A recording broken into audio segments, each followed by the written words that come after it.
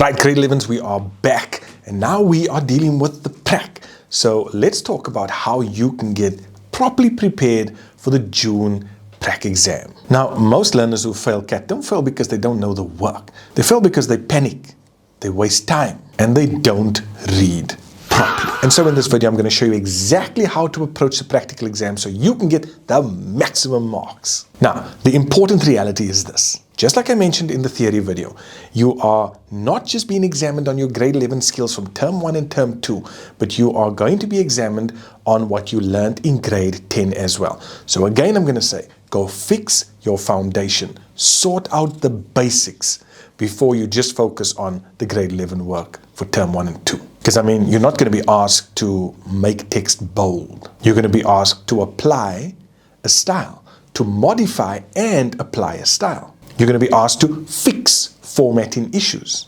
and to apply functions correctly because you already know the basics. Now, the first big mark question is always going to be Word. And I want to say this up front. You don't have to start with Word. You start with whatever you are most comfortable with. But let's look at the big mark question, which is Word. Now, this is usually around 40 to 50 marks of your paper. And what they test is the following. So from the formatting, which is very common, they test things like styles, and not just applying a style, but like I mentioned, modifying a style and then applying that modified style.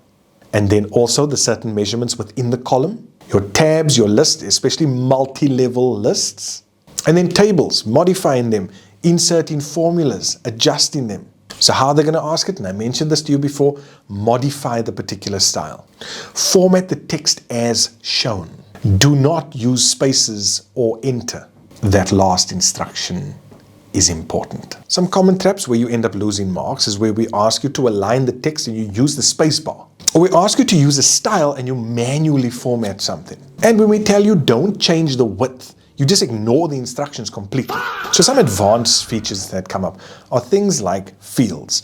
Now, this is typically in your header where they'll ask you to insert the date as a field. Or they ask you to enter the name of the actual file in the header as a field. So now to enter data as a field. Hyperlinks are also typical in these papers. Now, you could get a hyperlink within the document, and it could be a hyperlink to a word. It could be that you need to bookmark something and then hyperlink to the bookmark. It could also be that you need to hyperlink to another document. And then form controls, you know those legacy form controls? 3 tips here when it comes to this. They love to ask you to insert checkboxes and then make sure that it's defaulted to either being checked or not checked. Drop-down lists, that's another one they typically ask for the form fields and making sure you have a particular one right on top. And then a normal text field, but limiting the number of characters that can actually be typed in. Here's my tip. If it says a user must be able to do something, think form fields. Then we move over to Excel. Now, this is where learners lose marks big time. Excel is not your enemy. Excel is your friend. It's access that's usually the problem. Now, what do they typically test? So some of the functions that I found that have come up in recent years are things like the if function, count if, sum if, round. Now with round, you usually get that round and average. So practice that. Large and small, and conditional formatting. So what's the kind of wording that usually comes up here? Well, when they ask the question in the paper, they usually say things like insert a function, modify the existing function, ensure it can be copied down. Now, the minute they say that, you're thinking of absolute cell referencing. Also remember how to rename or define the name of a cell or a range of cells. The key skill here when it comes to formulas is to understand the logic behind the formula itself. So for example, I just made a note of one. Return yes if weight loss is needed. If. That means we're dealing with an if function. So it's going to be something like if whatever's in a particular cell is greater than 0, then the answer must be yes. But what are we missing? If it doesn't comply with that, then it must show no, or if you just want a blank, you can leave it blank, but it depends on what they are asking. Now, the common tasks that they'll examine you on are things like conditional formatting, And then your charts. Now, not just creating the charts, guys, that's grade 10 work, but modifying and formatting an existing chart that's there, removing labels, adding labels, changing the background, changing the individual colors of the bars, those type of things, sorting and filtering of data, and using cell references. Now, some of the common mistakes that I've picked up in these papers are things like typing in the answers manually. So we ask you for a function, you type out the answer's correct, but you haven't used the function, so you get no marks. And then some of you actually go and break the formula when you end up copying it. Now, I gave you this tip a while back. If you're not sure as to whether your formula is going to work or not, or you're working in your formula and it's not giving you the answer, use the apostrophe at the beginning. So apostrophe before you have your equals and the rest of your formula, that will keep the formula in place, even though it won't give you a result. But we can then go and have a look at that and give you marks where you actually got certain things right in the formula. And that's why my tip here is simple. If it asks you for a function, give us a function. And then we have the dreaded database, access.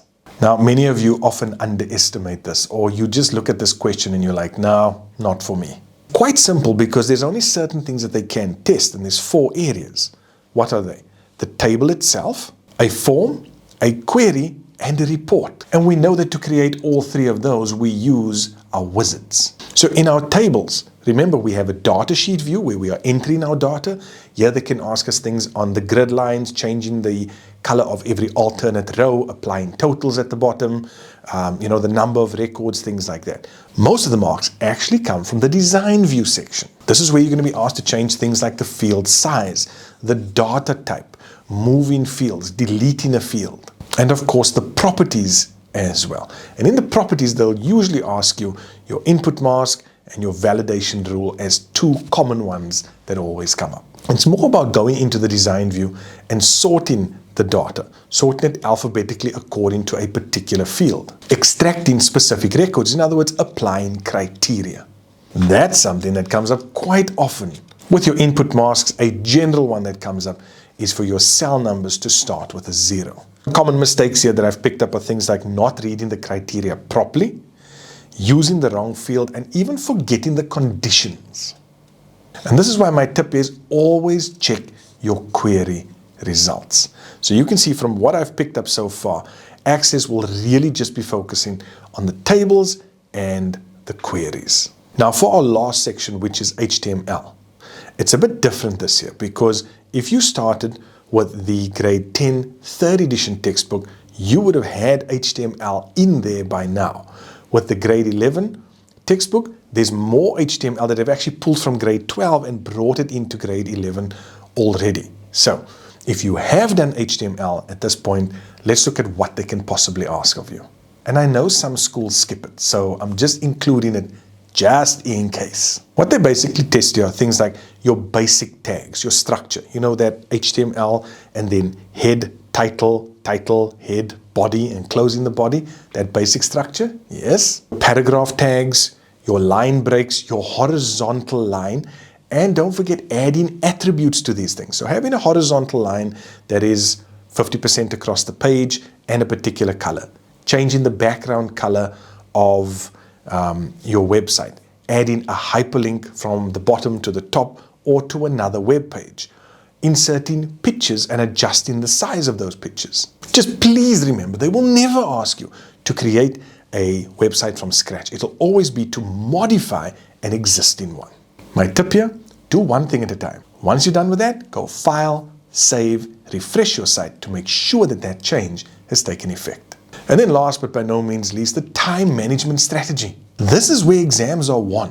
Like I said to you, this is a prac, you can start with anything, but most of us are very familiar with Word. So go ahead, start with Word. If you're good with HTML, start with that.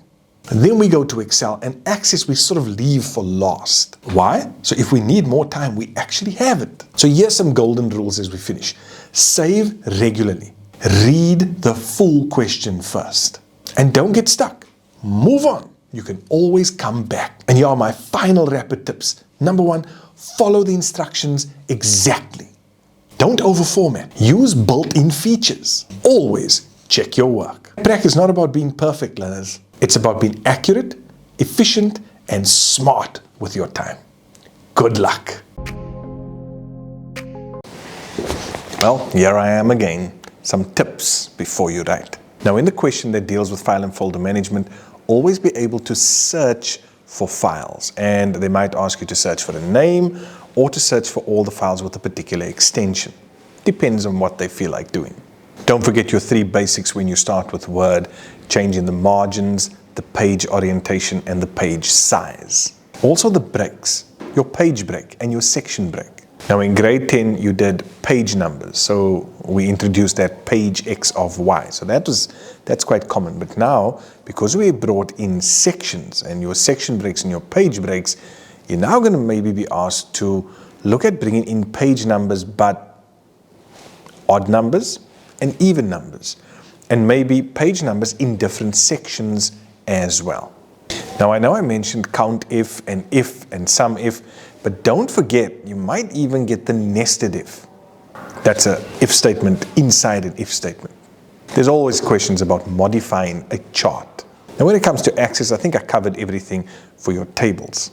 And for queries, all I can emphasize to you is just go and practice the criteria and having even multiple criteria in a particular query.